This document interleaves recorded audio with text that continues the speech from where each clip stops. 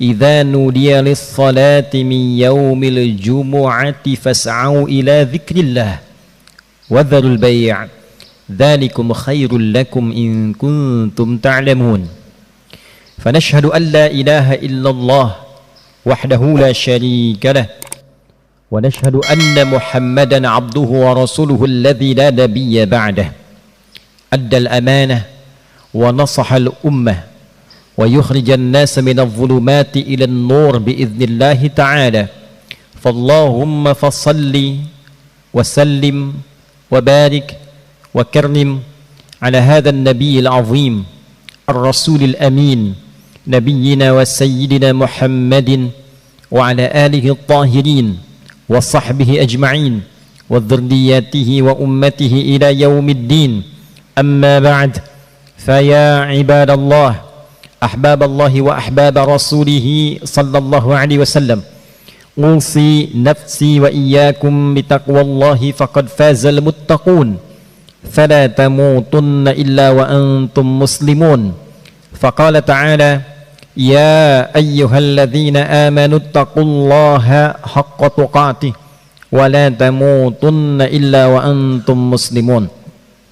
Hadirin jamaah Jumat rahimani wa rahimakumullah. Mengawali Jumat ini, khatib mengajak kita semua tanpa kecuali untuk meningkatkan syukur kita kepada Allah Subhanahu wa taala. Alhamdulillah, kita masih diberikan kesempatan untuk menunaikan ibadah Jumat di pekan kedua di bulan Dzulhijjah, masih dalam rangkaian hari-hari puncak menunaikan ibadah haji, hari kedua dalam rangkaian hari tasyrik 12 Dzulhijjah 1447 Hijriah. Semoga Jumat ini kita diberkahi dan dijadikan sebagai Jumat terbaik dari sekian Jumat yang pernah kita tunaikan. Hadirin, bagi setiap muslim, baik yang terlahir secara fitrah dan mempertahankan fitrah keislamannya, ataupun yang telah berbelok jalan hidupnya kemudian kembali mengucapkan syahadat, maka di antara konsekuensi keislamannya, pembuktiannya terletak dalam ibadah, dan di antara ibadah pembuktian keislaman itu ialah dengan menunaikan solat sebagai pembuktian ibadah kita kepada Allah Subhanahu wa taala. Pernahkah di antara kita bertanya, mengapa kita harus menunaikan salat 5 kali yang pokok dalam sehari? Subuh, zuhur, asar, maghrib, isya. Sepekan sekali zuhur diganti menjadi Jumat. Adakah di antara kita yang pernah bertanya, mengapa kita mesti menunaikan sholat? Hadirin, sebelum pertanyaan ini kita ajukan, dan mungkin secara logis akal kita bertanya untuk merasionalisasikan pertanyaan-pertanyaan itu, Al-Quran telah menampilkan beragam jawaban yang menjawab rasionalitas yang diinginkan oleh akal, hal yang diinginkan oleh kalbu, sekaligus yang didambakan oleh fisik kita. Secara fisikal terjawab, secara intelektual terjawab, dan secara spiritual memberikan jawaban-jawaban yang sangat mengesankan. Allah Subhanahu wa ta'ala memberikan jawaban pertama di Al-Quran surah ke-20 Taha di ayat ke-14 sebagai konfirmasi pertanyaan mengapa kita menunaikan salat. Allah berfirman, ba'da a'udzu billahi minasyaitonir rajim, bismillahirrahmanirrahim, innani anallahu la ilaha illa ana fa'budni wa aqimis salata li dzikri. Innani anallah, sungguh aku tegaskan dan tanamkan penegasan ini pada hatimu yang paling dalam, jangan diragukan sedikit pun bahwa akulah Allah. La ilaha illa ana, tidak ada Tuhan yang layak dipertuhankan kecuali aku, kata Allah. Satu-satunya pernyataan dalam kitab suci yang Tuhannya langsung mengatakan akulah Allah, menyebutkan namanya dengan jelas, Lalu sifat ketuhanannya, tidak ada Tuhan yang layak dipertuhankan kecuali aku. Kita tidak akan temukan pernyataan tegas dan lugas ini kecuali di dalam Al-Quran. Karena pernyataan tentang ketuhanan hanya bisa dinyatakan oleh fitrah ketuhanan yang benar-benar Tuhan. Yang bukan Tuhan dan tidak memiliki fitrah ketuhanan tidak mungkin bisa mengungkapkan dengan lugas kalimat itu. Anda bisa berkata, saya manusia, saya laki-laki. Mengapa bisa mengatakan demikian? Karena kita memiliki fitrah kemanusiaan dan kita yakin dengan kelaki-lakian kita. Mustahil ada perempuan mengatakan saya laki-laki, karena tidak ada fitrah laki-laki yang melekat pada dirinya. Maka hanya Tuhan yang sejati, yang benar-benar Tuhan, bisa mengatakan langsung dengan namanya, akulah Allah, Tuhan yang layak dipertuhankan, tidak ada Tuhan selain aku. Fa'budni, jika engkau memang telah menuhankanku, maka buktikan kebertuhananmu kepadaku dengan menyembah aku. Wa aqimis salata li dzikri, yaitu dengan cara tunaikanlah salat sebagai pembuktian engkau terhubung denganku, engkau terkoneksi denganku, engkau bertuhan aku. Jadi alasan pertama mengapa kita menunaikan salat, jawaban Qur'annya sangat logis. Salat kita tunaikan sebagai muslim untuk membuktikan bahwa kita bertuhan kepada Allah. Apa buktinya kita punya Tuhan Allah? Apa buktinya kita tunduk pada Allah, kita patuh pada Allah? Sebagai konsekuensi kita bertuhan adalah kita membuktikan kepada khalayak bahwa kita punya Tuhan. Pembuktiannya bagaimana? Kata Al-Quran, pembuktian kita bertuhan Allah itu dan membuktikan kita tunduk kepadanya, maka itulah yang dimaksud dengan perintah menunaikan salat. Tunduk, patuh, itu bahasa Arabnya aslama. Orangnya disebut dengan muslim. Hal yang menunjukkan kita sebagai muslim yang tunduk patuh kepada Allah, punya Tuhan Allah, itulah yang dimaksud dengan hikmah menunaikan ibadah salat.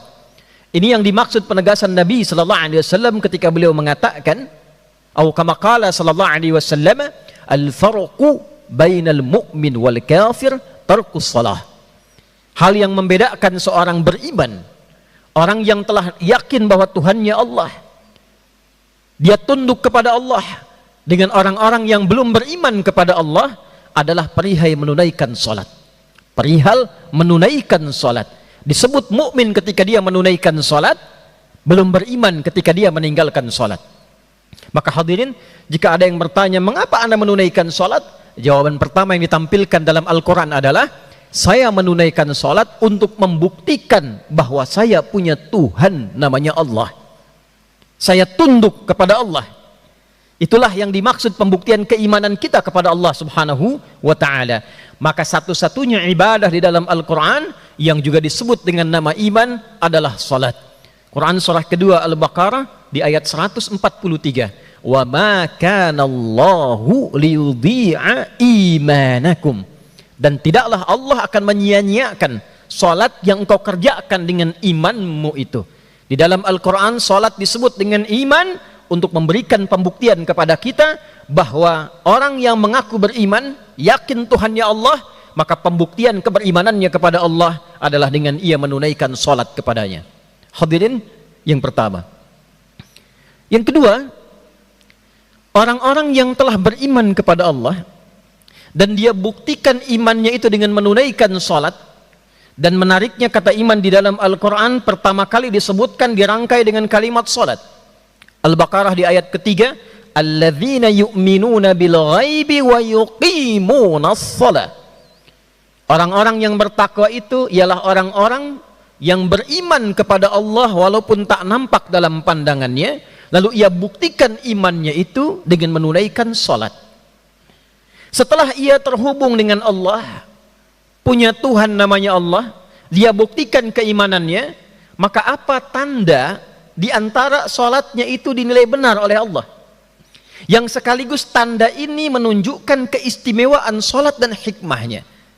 Jadi jika kemudian ditanya mengapa kita menunaikan salat, maka jawaban yang kedua ini di dalam Al-Quran sekaligus mengkonfirmasi kebenaran imannya kepada Allah dan bukti bukti imannya itu benar di hadapan Allah Subhanahu wa taala. Jadi tanda yang pertama, mengapa kita salat? Untuk membuktikan saya bertuhan kepada Allah. Jawaban yang kedua ketika ditanya mengapa menunaikan salat, sekaligus jawaban ini mengkonfirmasi benar tidaknya iman kita kepada Allah, benar tidaknya salat yang kita tunaikan kepada Allah. Bila yang pertama mengkonfirmasi keimanan kita kepada Allah, yang kedua sekaligus menunjukkan benar tidaknya salat kita kepada Allah Subhanahu wa taala. Quran surah ke-29 Al-Ankabut di ayat ke-45. Allah berfirman, "Utlu ma uhiya ilaika minal kitab wa aqimis shalah. Innas salata tanha 'anil fahsya'i wal munkar." Baca, pahami setiap tuntunan yang Allah turunkan dalam Al-Quran, yang diajarkan oleh Nabi Muhammad SAW. Di antara tuntunan-tuntunan itu adalah perintah untuk terhubung dengan Allah, menyembah Allah, membuktikan kita bertuhan pada Allah. Apa di antaranya? Wa aqimis shalah, tunaikan salat dengan benar. Ketika seorang menunaikan salatnya dengan benar, maka Allah jawab, innas salata, sungguh salat yang benar ditunaikan itu tanha, akan mencegah pelakunya yang menunaikan salat itu anil fahsya'i wal munkar, dari dua sumber keburukan. Orang bisa berbuat buruk, sumbernya hanya dua. Satu fahsya, keburukan yang bersumber dari syahwat faraj, kemaluan, kata-kata kotor, jorok, pornografi, porno aksi, zina, selingkuh, LGBT, itu fahsya. Mungkar, keburukan yang bersumber dari nafsu perut dan akal, menipu, merampok, menyogok, mohon maaf, menghilangkan nyawa orang lain, membunuh, membegal dan semacamnya, korupsi, itu mungkar yang diingkari langsung oleh jiwa kita, oleh hati kita. Jadi kalau kita ingin baik, kuncinya hanya satu, berupaya meninggalkan dua sumber keburukan ini. Fahsya ditinggalkan, mungkar dijauhi, maka berubah kita menjadi orang yang baik. Meninggalkan yang salah, berubah menjadi orang yang saleh. Sumbernya hanya tinggalkan dua ini. Salat menjadikan kita mampu meninggalkan dua sumber keburukan ini. Jadi kalau pertanyaan kedua ditanya mengapa kita menunaikan salat, dijawab oleh Al-Quran, manfaatnya salat untuk fisik kita, mencegah semua bagian tubuh ini dari sumber-sumber keburukan, sehingga menjadikan setiap orang itu berpotensi menjadi orang yang baik. Orang yang salat lisannya akan berkata yang baik, orang yang salat tangannya memegang yang baik, orang yang salat kakinya melangkah pada yang baik. Oleh karena itu, perintah pertama yang Allah berikan pada Nabi, yang menjadikan orang-orang jahiliyah yang perilakunya khatam dengan maksiat, ada yang suka mencuri, membegal, menipu, berzina, mabuk, tuntas semuanya ketika mereka diajarkan salat. Ketika mereka dituntun menunaikan salat, yang kasar hilang kasarnya, yang kotor hilang kotornya, yang tidak baik hilang tidak baiknya, yang salah tanggal salahnya, muncul solehnya. Salat. Itulah sebabnya kenapa anak-anak dari usia 7 tahun diminta salat, supaya sejak kecil jadi anak yang baik. Kalau remaja-remaja yang baik, kalau tumbuh jadi pemuda-pemuda yang baik, kalau jadi suami-suami yang baik, jadi ayah-ayah yang baik, ibu yang baik, istri yang baik, diberikan amanah jabatan jadi pejabat yang baik. Mustahil ada pejabat sholat tidak baik, itu mustahil. Karena jari-jari orang tahiyat itu tidak akan mungkin berbuat maksiat. Mustahil ada hartawan sholat berbuat maksiat, itu mustahil. Mustahil ada seorang ulama, ustadz, ahli ilmu sholat berbuat maksiat, itu mustahil. Kenapa? Dia tersambung dengan Allah, dia terkoneksi dengan Allah. Konektivitas itulah yang menjadikan dia terjaga oleh Allah Subhanahu wa taala. Ini yang dimaksud Al-Qur'an surah keempat An-Nisa di ayat 103. Fa idza qadaytumus salata fadhkurullaha qiyaman wa qu'udan wa 'ala junubikum. Maka jika Anda telah tuntas mengerjakan salat, segeralah terkoneksi dengan Allah, terhubung. Disebut zikir namanya. Oleh karena itu yang belum nyambung terhubung dengan Allah ba'da salat, dia sempurnakan dengan zikir, istighfar dulu. Astaghfirullahalazim, astaghfirullahalazim, astaghfirullahalazim, alladzi la ilaha illa huwal hayyul qayyum wa atubu ilaih. Mengapa istighfar? Kita minta ampun Karena dalam sholat tidak sepenuhnya kita terhubung dengan Allah. Kadang ingat dunia, kadang ingat pekerjaan, kadang ingat barang-barang. Takbirnya Allahu Akbar, tapi pikirannya melayang memikirkan dunia. Belum nyambung dengan Allah. Setelah salam, kita langsung ucapkan astaghfirullah.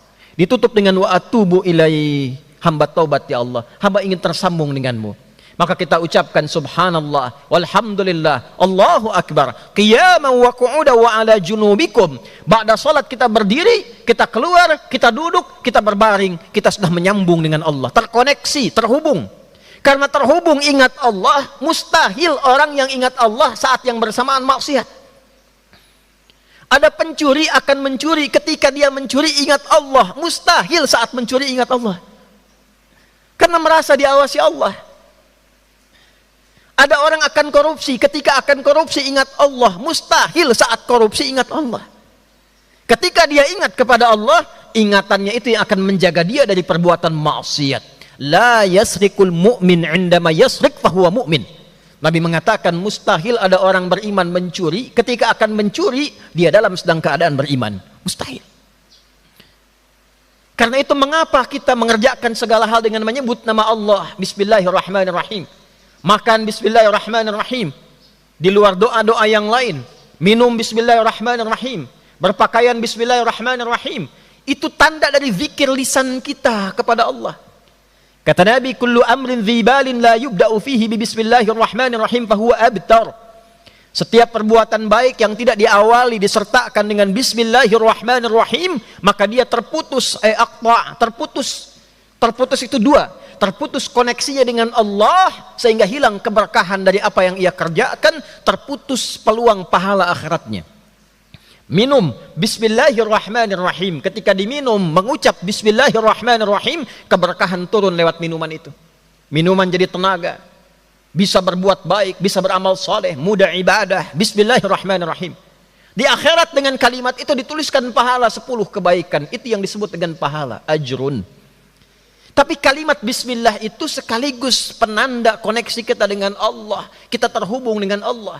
Karena itu begitu mengucapkan bismillahirrahmanirrahim, karena kita tersambung dengan Allah, mustahil berbuat maksiat. Tidak ada orang minum minuman keras mengucapkan bismillahirrahmanirrahim. Adakah orang minum whisky, minum bir, minum champagne dengan bismillahirrahmanirrahim? Mustahil. Karena kalimat itu menunjukkan keterhubungan dengan Allah. Nggak ada orang korupsi baca bismillah. Tidak ada orang maksiat baca bismillah. Salat menghubungkan kalimat-kalimat yang terkoneksi dengan Allah, dibuka dengan takbir. Al-Fatihah hanya dibuka dengan bismillahirrahmanirrahim, ditutupnya dengan salam, di dalamnya ada tahiyat. Terhubung kita kepada Allah, maka mustahil ada orang menunaikan salat bisa berbuat maksiat. 2. Yang ketiga hadirin, kalau sudah terhubung dengan Allah, nyambung dengan Allah, taat kepadanya, terjaga dari maksiat, maka kita pun akan dijaga oleh Allah Subhanahu wa taala dalam kehidupan kita.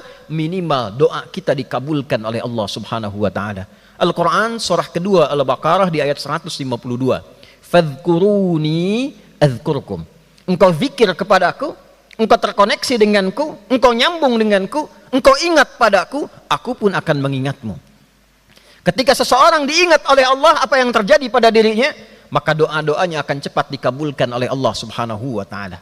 Logikanya, Anda punya koneksi dengan pejabat, mudah akses Anda. Anda punya koneksi dengan pimpinan, mudah akses Anda. Anda punya koneksi dengan Allah, apa yang sulit bagi Allah untuk Allah berikan kepada Anda.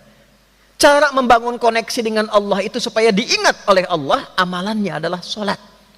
Itulah sebabnya kenapa Nabi Zakaria alaihi salam ketika menginginkan keturunan yang kata manusia sudah tidak mungkin istrinya mengandung dan melahirkan karena divonis mohon maaf monofos dan mandul. Mustahil kata manusia. Nabi Zakaria alaihi salam menunaikan salat. Dalam salat yang meminta kepada Allah, hunalika da'a Zakaria rabbah qala rabbi habli min ladunka dzurriyyatan thayyibah innaka sami'ud du'a.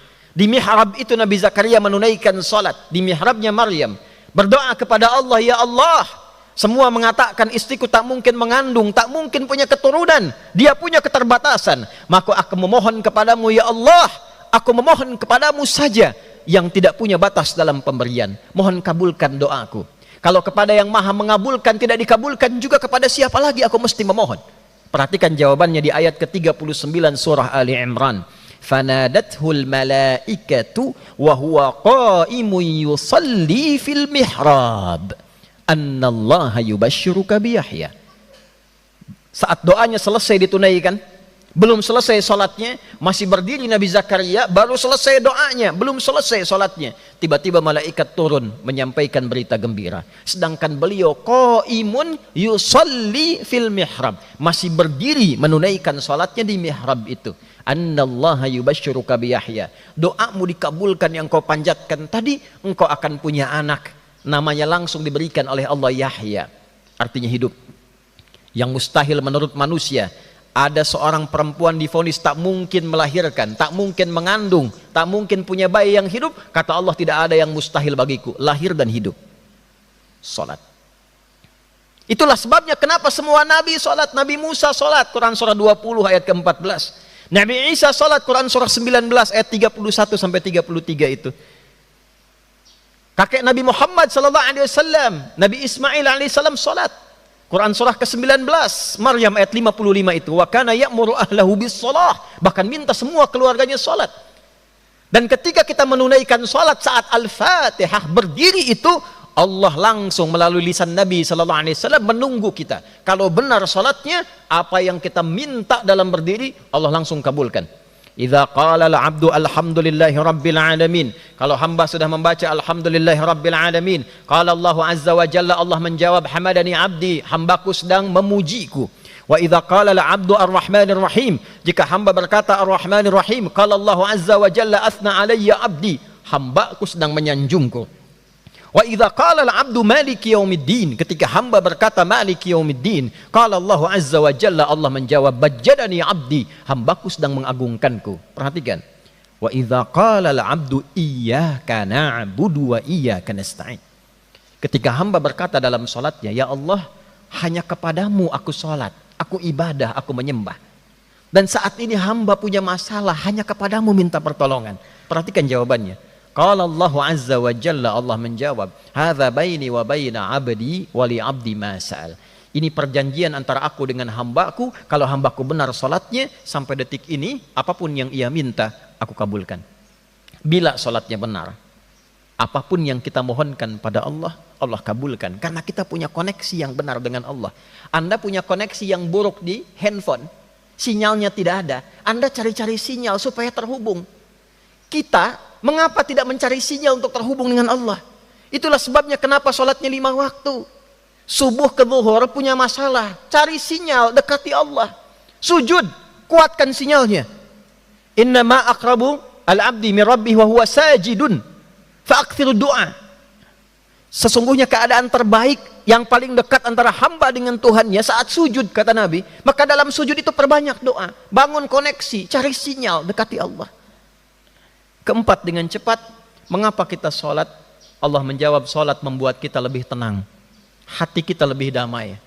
Kalau punya masalah, masuk masjid. Tidak menemukan masjid, ambil wudhu, sholat 2 rakaat. Saat sujud itu, walaupun solusinya belum datang, Allah berikan ketenangan pada jiwa kita. Ini yang dimaksud, ala bi dzikrillahi tatma'innul qulub. Yakinkan pada dirimu, kalau zikirmu benar kepada Allah, maka Allah akan berikan ketenangan pada jiwamu. Puncak zikir itu adalah solat. Wa aqimis solata li zikri. Tunaikan solat sebagai zikir engkau kepada aku. Yang kelima, hadirin, ini bagian terakhir, solat kita memberikan jaminan kepada kita keyakinan untuk mantap dalam pulang meninggalkan dunia ini menghadap Allah subhanahu wa ta'ala. Orang-orang yang solatnya bagus, maka pulangnya pun enak. Meninggalkan dunia ini tenang. Makanya dalam sholat pun dilatih tenang. Ketenangan dalam sholat dinamakan dengan tumakninah. Rukuk sampai engkau merasa tumakninah, tenang dalam rukuk. Sujud sampai engkau tenang dalam sujud, tumakninah. Tumakninah melatih jiwa supaya tenang. Jiwa yang punya tumakninah disebut nafsul mutmainnah. Orang yang menunaikan ibadah disebut abdun, jamaknya ibadun. Bila kita tumakninah, jadi sifat pada nafas, pada jiwa disebut nafsul mutmainnah. Nafsul mutmainnah inilah yang membawa ketenangan saat kita akan pulang menghadap Allah. Ini yang dimaksud Quran surah ke-89 Al-Fajr di ayat 27 sampai 30. Ya ayyatuhan nafsul mutmainnah, irji'i ila rabbiki radiyatan mardiyah, fadkhuli fi ibadi wadkhuli jannati. Oleh karena itu hadirin, 5 keutamaan, 5 jawaban dari Al-Quran mengapa kita menunaikan salat. Pembuktian kebertuhanan kita kepada Allah Subhanahu wa ta'ala. Jawaban dari itu semua untuk meningkatkan jawaban doa kita kepada Allah Subhanahu wa ta'ala. Dengan salat kita diberikan ketenangan dalam berkehidupan, dengan salat kita dijaga dari perbuatan yang menyimpang, dan dengan salat kita diwafatkan dalam keadaan husnul khatimah.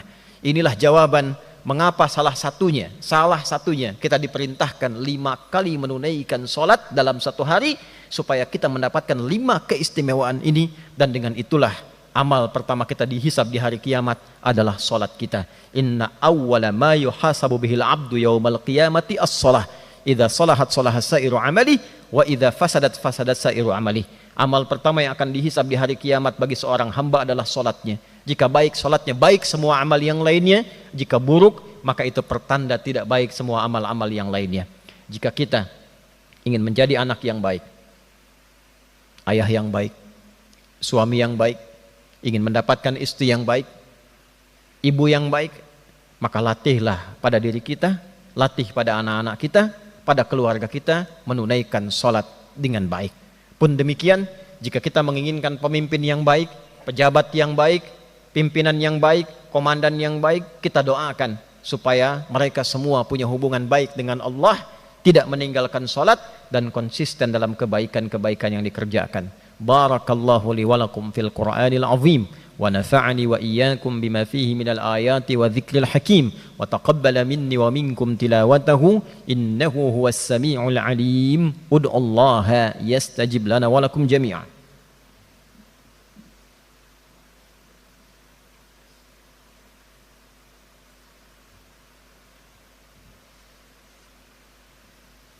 Alhamdulillah, nashhadu an la ilaha illallah wahdahu la syarika lah, wa natubu ilaih, wa nashhadu anna Muhammadan abduhu wa rasuluhu alladhi la nabiyya ba'dah.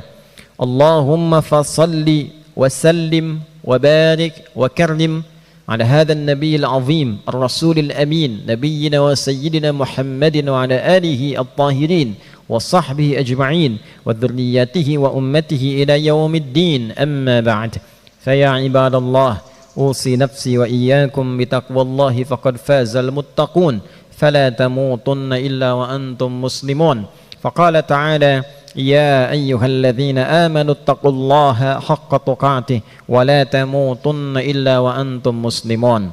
Ibadallah, qala Allah subhanahu wa ta'ala fi Qur'anihi بعد أعوذ بالله من الشيطان الرجيم بسم الله الرحمن الرحيم إن الله وملائكته يصلون على النبي يا أيها الذين آمنوا صلوا عليه وسلموا تسليما.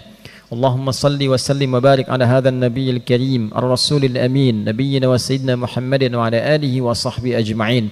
اللهم نحمدك حمدا شاكرين حمدا ناعمين حمدا يوافي نعمه ويكافئ مزيده.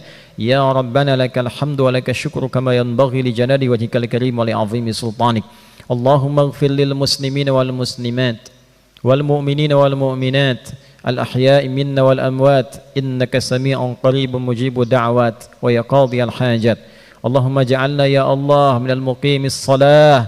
اللهم اجعلنا يا الله من مقيم الصلاة آناء الليل وأطراف النهار يا أرحم الراحمين. رب اجعلني مقيم الصلاة ومن ذريتي ربنا وتقبل دعاء. اللهم لا تدع لنا في مقامنا هذا وفي كل مقام ذنبا إلا غفرته ولا هما إلا فرجته ولا دينا إلا قضيته ولا مريضا إلا شفيته ولا حاجة من حوائج الدنيا والآخرة فيها لك رضا وفيها لنا الصلاة إلا قضيتها يا أرحم الراحمين. اللهم اهدي يا الله جيراننا غير المسلمين ليهتدوا إلى الإسلام هم أصحابنا وجوارنا هم عيسون يا الله معنا في الدنيا ولا تفرقنا معهم في الآخرة يا أرحم الراحمين. اللهم اهدهم إلى صراطك المستقيم قبل وفاتهم يا أرحم الراحمين. اللهم اهد العصاة يا أرحم الراحمين ليتوبوا إليك توبة نصوحا ليتوبوا إليك توبة نصوحا ليتوبوا إليك توبة نصوحا. Ya Allah, anugerahkan ampunan kepada kami. Berikan hidayah pada orang-orang di sekitaran kami yang belum masuk Islam untuk berislam sebelum wafat. Berikan hidayah pada para pelaku maksiat untuk bertobat sebelum wafat. Allahumma hfadz biladana an Tunisia waj'alha baldatan thayyibatan wa anta tardaha wa sa'ira biladil muslimin fi kulli makan ya arhamar rahimin. Wahdi ru'asa'aha wahdi umara'aha liyukhaffifu hisabahum yaumal qiyamati ya arhamar rahimin. Ya Allah, mohon jaga negeri kami Indonesia dan seluruh negeri-negeri muslim dimanapun berada agar menjadi negeri yang tenang, negeri yang damai, negeri yang Kau berkahi. Berikan hidayah kepada seluruh pemimpin di negeri ini di setiap level ya arhamar rahimin agar bersikap adil, memimpin dengan bijak dan benar yang meringankan hisab mereka di akhirat kelak ya arhamar rahimin. Allahumma barik hadzal ma'had mira ya arhamar rahimin wa muassisi wal amilina fi minal masyayikh wal asatidhah wal musyrifin wal musyrifat wat tullab. Barik fina ya Allah fi umurina wa fi amrina ya arhamar rahimin wajma' bainana fi kulli khair ya rabbal alamin. Allahumma rabbana atina fid dunya hasanah wa fil akhirati hasanah wa qina adzaban nar ya khairan nasirin. Allahumma ansur ikhwatana fi Palestin wa fi kulli makanil mubtalin waj'al ahya'ahum mujahidin fi sabilik wa mautahum syuhada wa alhiqna ma'ahum fi rahmatika ya arhamar rahimin wa taqabbal minal hujjaj hajjahum ya Allah waj'al hajjahum hajjan mabrura wa sa'yahum sa'yan mashkura wa dhanbahum dhanban maghfura wa tawafahum